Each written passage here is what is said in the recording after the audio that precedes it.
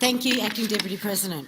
If the Tasmanian State Government gets its way, we're going to spend $370 million on a new Hobart Stadium at Macquarie Point.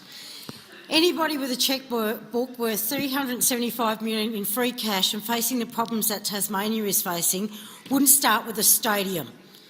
The lack of U-Butte Stadium is, yes, a problem, but it isn't at the top of the list of priorities. So why are we doing this? Because we have a gun to our head and it's being held by the CEO of the AFL.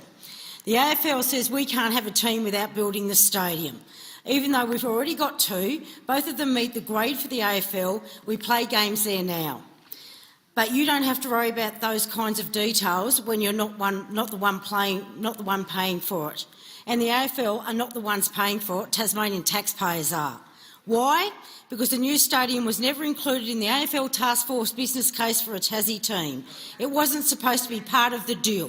It snuck its way in and suddenly we're on the hook, just like a fish. And don't get me wrong, it's not to say that a stadium wouldn't be a good thing to have. It'd be great to have, I'm sure. Hobart is missing out on major conferences, and at the moment, Hobart doesn't have a site for a conference like that, which means we go without that money that comes from interstate tourism. That money's worth something to the state coffers. How much? No idea. Because the state government of Tasmania has no idea. No business case prepared, no figures supporting the decision. We just don't know. It's pie-in-the-sky stuff. But there'll be some value from it, and that's a good thing. It's why it's not a bad idea in isolation. We just can't look at this in isolation. I wish that we could. But if we're going to back this, what do you say to the people sleeping in their cars? Here's some free tickets, go on your way. Do you just tell pensioners freezing in their homes in winter because they can't afford their power bills that we'll send them some AFL-branded socks? Fair income. It's a fine thing to have a stadium. Any more economically secure times, maybe we'd even be able to justify it right now. But it can't be on top of the list of things we need to spend $375 million on in Tasmania. We're in a housing crisis, we're in a health crisis. People are dying waiting for a hospital bed. They're not dying waiting for a bloody footy team. People are living in tents, and our priority has to be putting a roof over their heads, not putting a roof over a stadium. And the argument from the Tasmanian Premier that this money won't come at the cost of health and housing, with all due respect, is absolute rubbish. It is up to you where you allocate that money that Tasmanian taxpayers pay. Wake up to yourself. Is he saying it wouldn't be addressed faster if we spend it more? Why? Is he out of ideas of what he could spend the money on to make things better sooner? If he is, I'd say throw a rock out of your office window and whoever it hits will have a million ideas for you, but don't actually do that, because if it hurts them, there'll be nowhere in the health system to put them. If he isn't saying that and he's got ideas how to make things better sooner, is he saying that they don't need the money? If so, why isn't he doing them already? So, of course, what he's saying is he has ways to make it better, faster, but they need money right now and they don't have the money.